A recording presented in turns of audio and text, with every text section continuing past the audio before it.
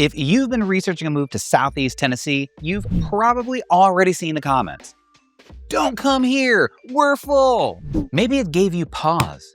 Maybe it made you second guess whether this is even still a good idea. Now, I want to talk about that because I think that those comments deserve a real answer and not just a dismissal. Just an honest look at what full actually means here and whether it should change your plans. Spoiler alert, the data is way more encouraging than the comment section suggests. There are actually specific areas of Southeast Tennessee that are less dense today than they were 20 years ago. And we're going to explore those areas here in just a bit, so be sure to hang tight. I'm Chris Roberts, your Southeast Tennessee relocation realtor, and I moved here from the coast of Maine in 2016, so I've been on both sides of this. The newcomer who wasn't sure what to expect, and the resident who's watched this area change. So how about I give you my honest version? All right, let's start with some actual numbers because I think context really matters here. In the Atlanta metro, you've got roughly 6 million people. How about Phoenix, Arizona? You got just over 5 million people. And the entire Chattanooga metro, just over 500,000 people. Now, I'll be straight with you because that is the whole point of this channel. The I-24 stretch through Brainerd and into downtown during morning rush is a real thing. That I-75 corridor from Shallowford on over to Ooltewah definitely has its moments. When I first moved here from small town Maine, even that took a little getting used to. But we're talking about 10 to 20 minute delays, not the 2-hour parking lots that people in Atlanta call a completely normal Tuesday.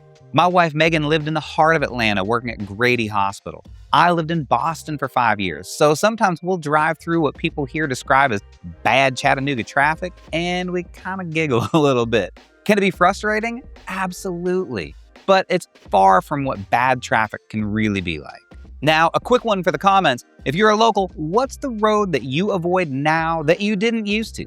For me, it's that I-75 exit off of Shallowford. If I can bypass that completely, I would definitely take the opportunity. All right, I promise you those specific areas that are actually less dense than they were 20 years ago, and here's what that looks like in practice. The growth in this region isn't spread evenly. It's concentrated. You've got specific corridors, specific zip codes, and that city core, the interchange areas, the commercial strips along the highways, that's where the full feeling lives. Move 15 or 20 miles outside of that, and that's where it feels different. Up in the hills of Bradley County, around Georgetown, land is still accessible. The pace is genuinely different. People move there and find the version of Tennessee that they were picturing, and they're kind of stunned that it actually still exists. My parents-in-law made the move out there, built a house, and absolutely love it. 30 minutes north of Chattanooga, right on the Chickamauga Lake, sits Saudi Daisy. Small town feel with city access when you need it. You can still see the stars at night, and I know that that sounds like a small thing until you've spent a few years somewhere that you can't. And then there's Charleston, right on the Hiwassee River. I know it well because it's where I live. Megan and I are there with our 2 dogs and cats, and most mornings it feels exactly like what people are picturing when they first start researching this move. There's space, privacy, a Piggly Wiggly, and whenever there's a festival in the park like the Cowpea Festival, the town absolutely shows up. That version of Tennessee is still out there. You just have to know where to look, and when you're ready to start looking, my number is going to be right here on the screen in front of you, and you can contact me through that link below in the description. So the right question isn't, is Tennessee full? It's which part of Southeast Tennessee fits the life that you're actually trying to build. All right, here's a pattern that I see all the time with families that I work with. Couple comes in from northern Atlanta suburbs or even Nashville. They've been commuting for 45 minutes each way for years. Not because traffic was bad that particular day, but because that's just what life costs there. They stopped noticing it. It's just a time tax that you pay. So they close on their house on a Friday. The next week, I'll get a text, not about the house, just, I didn't hear sirens at 3 a.m. in the morning. When you've lived in real density for long enough, you genuinely forget what quiet even sounds like. And then one morning that you hear it again and you actually hear it, it brings you somewhere that you weren't expecting. And that silence, if you're coming from a big metro area, that's not full. That's exactly what you've been searching for. And some of us that already live it may take it for granted a little bit.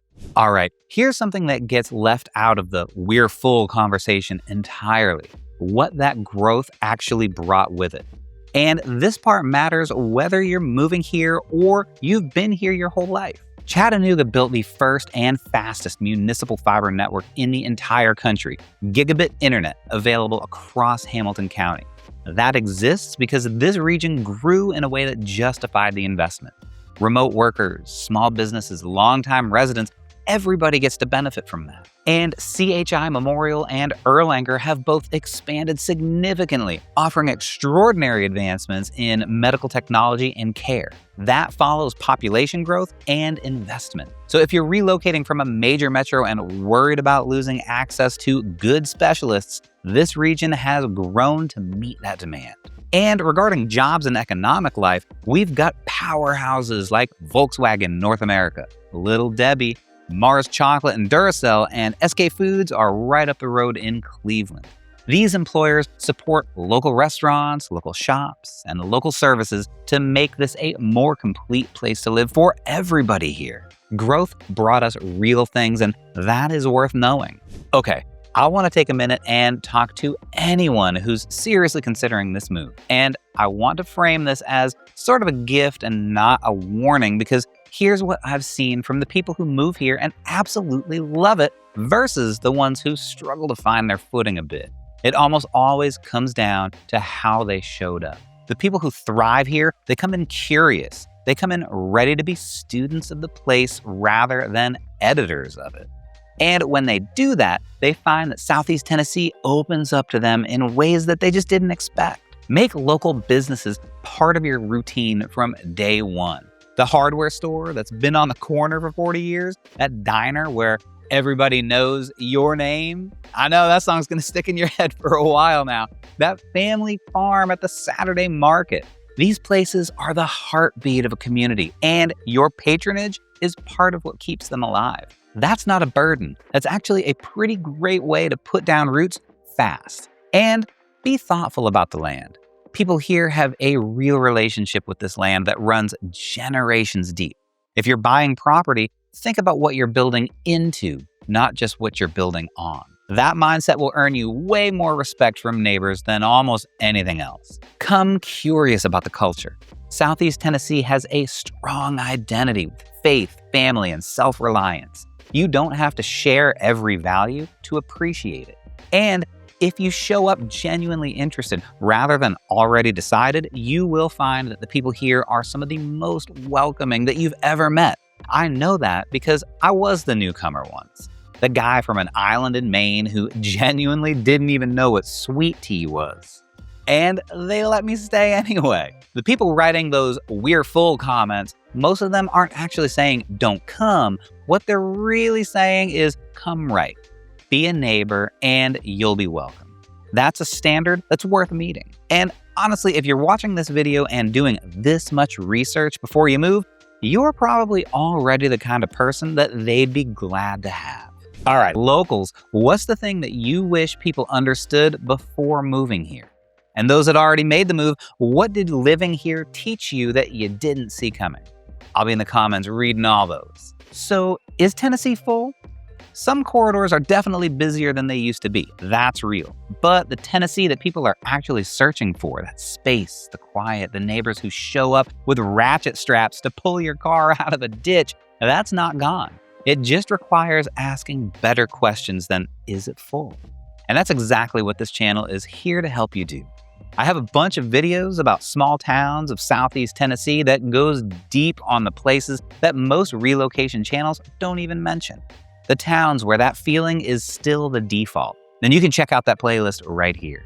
And get in touch with me about your move using that link below, or you can text me anytime using that number that's right on your screen. And subscribe if you haven't. New videos drop weekly, and everyone is built to give you the real picture so that you can make the best decision for moving your life to Chattanooga and Cleveland, Tennessee.